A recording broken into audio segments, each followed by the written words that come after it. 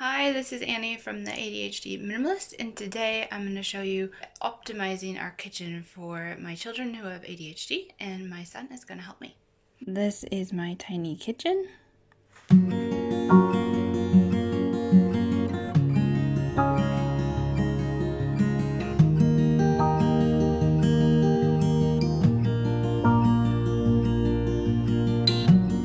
Today my son and I are going to revamp our kitchen. We are going to take everything out of all the drawers and rethink where everything goes and hopefully optimize the kitchen for my children to find things who have ADHD, as well as declutter things that we don't need anymore. And sometimes just moving things around and thinking outside the box helps me declutter as well, because I think, well, this has always been there, so it has to be there, but that's really not true. I just wanted to show you what was going on in my kitchen now. Okay, here's a look at the progress report here. We've taken everything out of all of the cupboards and drawers. So everything is empty. And goodness, there was a lot of stuff everywhere. Now I'm hoping to sort through everything and find new homes for stuff because it wasn't really working where I had most of these items before. And I'm hoping that we can get rid of the excess stuff and then find new homes for almost everything. All of these are empty as well, and in here. And if you look over here, got all this stuff over here too.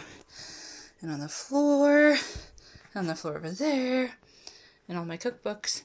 Seriously, an insane amount of stuff in this small kitchen and small dining room. In here, I have 3 pictures there in the corner, and then plates for guests. Sometimes we have a lot of people over. We can squish 20 to 30 people in our house sometimes if we, in the kitchen and in the living room as well.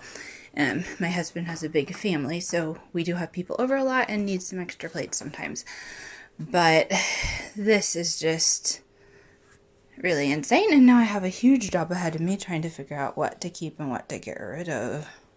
I just realized I forgot about all this stuff in the dishwasher that has to be put away and gone through too. It needs to get dried first. Before I started this process, I first cleaned all the dishes and wiped all the counters off and stuff, and so I started this dishwasher this morning and completely forgot about it. So I have even more stuff than I thought.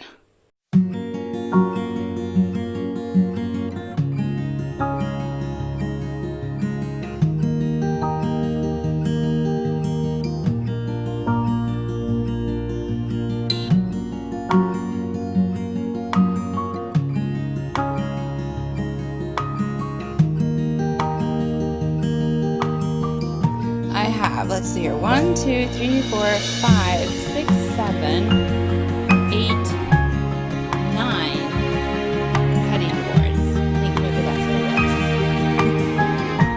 was. I'm going to show you the kitchen now after I've decluttered and we've completely reorganized. So I'm hoping that my kids who have ADHD will be able to figure out where to put stuff and where to find things. We decided to make this cupboard into a breakfast cupboard so that my younger girls can reach everything they need if they get up early by themselves and want to eat something. So we have the cereal in here. They like to eat peanut butter sandwiches.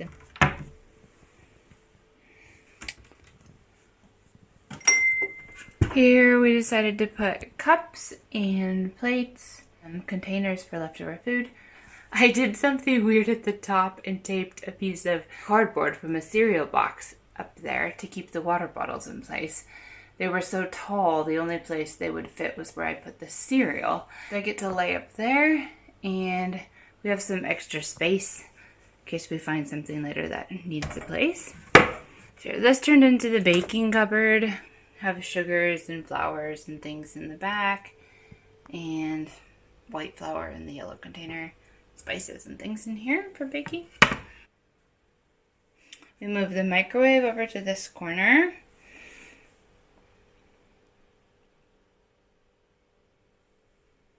Moved my antique jars over by the sink. Usually keep the dishwasher tabs in there to start the dishwasher with. And now we have more space to put dirty dishes or clean dishes to dry over there. In the process of remodeling here, so we've painted around the ceiling, but we still need to wallpaper. So this ended up being the spice drawer. It's a little bit too packed. We need to eat up some of these spices. I've already thrown away some of the spices that were out of date. Pantry. And the Tupperware drawer down here. And over here we have plates for company. And I moved all of the casserole dishes up here, which is much easier to get out. And we used to lay all of the water bottles here, but they just fell down all the time, so it was nice to actually put things in here that actually fit and work. So my kids hurt themselves a lot, so I've realized if I don't want to run to the bathroom all the time, I have to have Band-Aids in the kitchen. And then sometimes you need to make a note of something, and the rubber bands are because my daughter uses those around her taco. Okay, here's our little bitty dining nook. I'm not really a big fan of tablecloths because my kids just make them dirty all the time. So unless we have company, I usually don't use them. We need to buy a new heater and re-wallpaper, so this whole area is sort of in progress. This is my antique cupboard. And then you're back to the door in the kitchen. So we eat in half of it and we have the kitchen in the other half. And it's really packed in the kitchen when my kids want to be in there and help with food. There is not a lot of space for 5 people in this area. So there you can see that's the kitchen. Here is the dining room, which is also seriously really small. It looks big because we built a custom bench that is much smaller than most benches, and we bought a table that's not very wide. It's one of the smallest tables we could find that was kind of long and skinny. So before that, we had a big fat table that took up the whole entire area, and you had to squeeze around the table to get to the back side. So that wasn't really ideal. Okay, there were a few areas in my kitchen where I just pretty much left it like it was. This drawer, I haven't done much to. I should probably go through the silverware at some point and get rid of stuff that we don't need. This is another drawer that we did get rid of a few things out of here and restructured a little bit, but it's basically the same. This is also basically the same. I just added the tea here because the other drawer that I had the tea in ended up being the spice drawer. And this is my baking drawer, which is also basically the same. It just has less stuff in it. So the reason that I took all of this stuff out of the cupboards and completely restructured was because when I declutter one little cupboard at a time, I always put the stuff back in the same cupboard because, well, of course, there's nowhere else to put it. This is where I have, this is a lot of random stuff. I honestly keep my aprons in here, and it's really not been a problem to get them out of there. I didn't like looking at them hanging all the time. So I have my serving bowls here, and this is honestly like utility stuff and tape and glue and that sort of household items that you need, but not all the time. Stuff for parties, and here we have candles. I was honestly really glad that I knew where the candles were the other day when our electricity was out. We woke up and there was 20 centimeters of snow and we had no electricity. We have a couple of drawers in our table as well. Oh, my daughter decided to put napkins in here too. But we have some silverware here because our family was always forgetting some silverware, and we usually get the silverware from the drawer in the kitchen. But when we forget, we can just get some from there, and that saves us getting up. And this one is where we have the napkins. Although I guess we have napkins on both sides now. My son, who has ADHD, really wanted to make some changes in the kitchen. He wanted the plates up here, and we put the cups there. I try not to have too many cups because what happens is my kids take a new one all day, and I wash 20 cups in the dishwasher in the evening, and the cups fill up the whole dishwasher almost. My son also wanted to move the microwave over here. It was over here before, which was actually in the way, and it wasn't supposed to be there. So sometimes we just move that because we were working on the wall on the other side of the kitchen where we have the dining area, and it got put here, and sometimes you just leave stuff because it is there. So stuff like that happens easily. You just get used to looking at it and you don't remember that it looks weird. This is a bench that my husband made that has storage in it, and there used to be paneling on this wall. We took the paneling off and we made the bench, and this saved us probably, I don't know, 10 centimeters of space. It makes a huge difference when you have a really little house.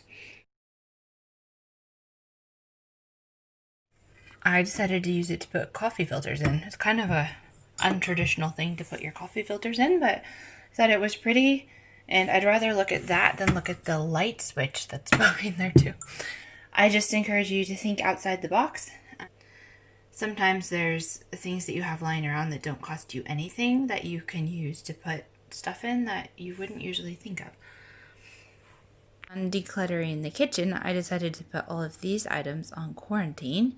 Pasta maker, waffle makers, a few other kitchen things. And some of these things are just items that only do one thing, like a pineapple core and an apple peeler and taco holders. So I'm just gonna put it on quarantine and see if we miss it, and then I can always bring it back or get rid of it later. This stuff, like all of this stuff here, is stuff that I'm gonna try to sell. I'm gonna group it together with maybe in 3 different piles and then put it on eBay.